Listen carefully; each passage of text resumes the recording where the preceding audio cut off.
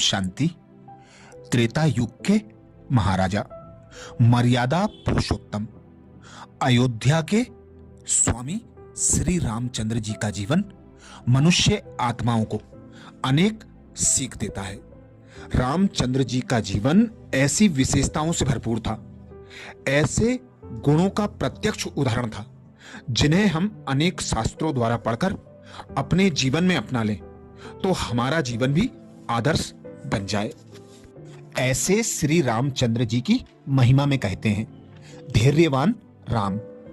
भगवान श्री राम के विशेष गुणों में एक है सहनशीलता व धैर्यता। राम जी ने कैकेयी की आज्ञा को पाकर 14 वर्ष का वनवास बिताया। समुद्र पर सेतु तैयार करने के लिए तपस्या की। उन्होंने जब माता सीता का परित्याग किया तो राजा होते हुए भी सन्यासियों की तरह जीवन व्यतीत किया। सहनशीलता की ऐसी पराकाष्ठा भगवान राम की तरह आज भी हर व्यक्ति में होनी चाहिए और इस गुण को जरूर अपनाना चाहिए। ऐसे ही राम की महिमा में गाते हैं, दयालु राम। दयालु व्यक्ति ही अपनी छवि को निखार पाता है। दयालु स्वभाव मानव और पशु सभी के प्रति होनी चाहिए। भगवान राम ने अपने इसी गुणों के कारण सभी को छत्र छाया में लिया। भगवान राम ने स्वयं राजा होते हुए भी सुग्रीव, हनुमान, केवट, निषादराज, जामवंत और विभीषण सभी को समय समय पर नेतृत्व करने का अधिकार दिया। नेतृत्व की क्षमता के लिए भगवान राम को कहा जाता है। भगवान राम राजा और एक कुशल प्रबंधक होते हुए भी सभी को एक साथ लेकर चले। इसी नेतृत्व क्षमता के कारण समुद्र में पत्थरों से सेतु का निर्माण हो सका। राम को आदर्श राम कहा जाता है। भगवान राम के लक्ष्मण, भरत और शत्रुघ्न के प्रति प्रेम, त्याग और समर्पण के कारण ही उन्हें आदर्श भाई कहा जाता है। वे आदर्श पुत्र और आदर्श सखा भी थे। ऐसे ही राम कथा से भी हमें अनेक शिक्षाएं प्राप्त होती हैं। हमेशा अच्छाई की जीत होती है। रामायण में श्री राम ने लंकापति रावण को युद्ध में हराया था। रावण के पास सभी सुविधाएं थी, बड़ी सेना थी, फिर भी वह एक वनवासी के हाथों मारा गया। राम की कथा से शिक्षा मिलती है, घमंड विनाश का कारण होता है। रावण प्रकांड ज्ञानी था और महादेव का बहुत बड़ा भक्त भी था। रावण एक बहुत कुशल राजनीतिज्ञ था, लेकिन इन सभी अच्छाइयों के बावजूद उसका अहंकार उसकी मृत्यु का कारण बन गया। ऐसे ही एक और शिक्षा जो राम कथा से मिलती है, लालच कभी अच्छा परिणाम नहीं देता। रावण की पत्नी मंदोदरी दुनिया की सबसे सुंदर स्त्रियों में से एक थी। वह न केवल सुंदर थी, बल्कि वह इतनी बड़ी पतिव्रता नारी थी कि रावण को अमर बनाने के लिए वह अमृत तक लेकर आ गई थी। इसके बावजूद रावण के मन में सीता को देखकर लालच ने जन्म लिया, जो उसकी पराजय का कारण बना। बुरी संगति विनाश को जन्म देती है। ऐसे ही एक और शिक्षा मिलती है, बुरी संगति विनाश को जन्म देती है।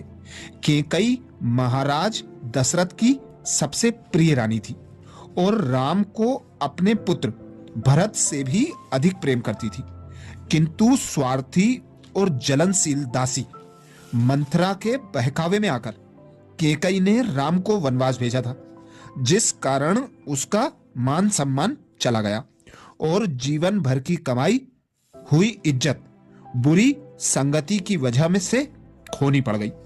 ऐसे ही राम कथा हमें शिक्षा देती है, सब सब्र का फल मीठा होता है।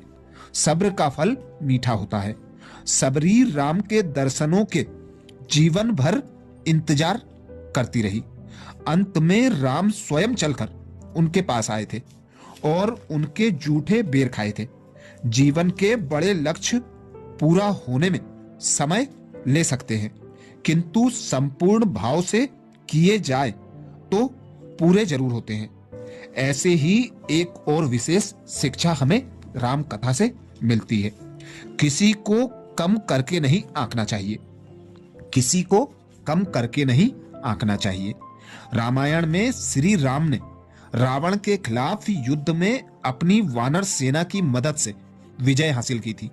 उन्होंने अपनी सेना में किसी को भी छोटा या कमजोर नहीं समझा, बल्कि सभी को बराबरी और सम्मान दिया, जिस वजह से बाकी सभी भी श्री राम को सम्मान देते थे। इससे समझ में आता है कि जब आप दूसरों को बराबरी और सम्मान देंगे तभी दूसरे भी आपकी इज्जत करेंगे।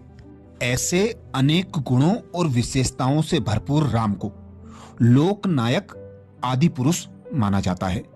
लोग उनकी गाथा को याद कर मुश्किल समय में प्रेरणा लेते हैं। राम त्याग की प्रतिमूर्ति है।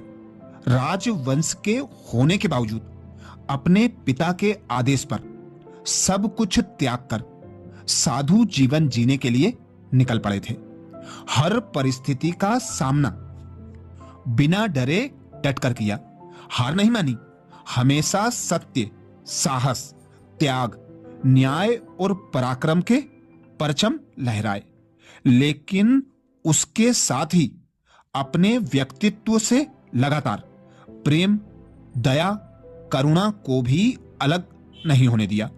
राम वह नायक है जिसका शत्रु भी उनके हाथों संहार के बाद उनका नाम लेता हुआ अपने प्राणों को त्याग गया। राम अलग अलग वर्ग के लिए अलग अलग रूप से मान्य है।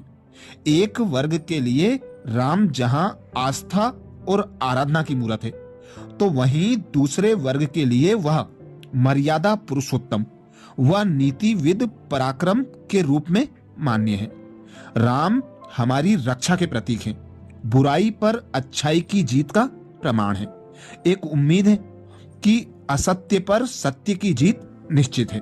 इससे यह प्रमाणित होता है कि राम न सिर्फ हर दौर में प्रासंगिक हैं, बल्कि हर वर्ग के लिए भी किसी न किसी तरह से आदर्श का प्रतीक हैं। तो ऐसे मर्यादा पुरुषोत्तम श्री रामचंद्र जी के गुणों को, उनकी अच्छाइयों को, विशेषताओं को हमें अपने जीवन में धारण करना चाहिए और अपने जीवन को भी उनके समान आदर्श, सफलताओं से भरपूर बनाना चाहिए।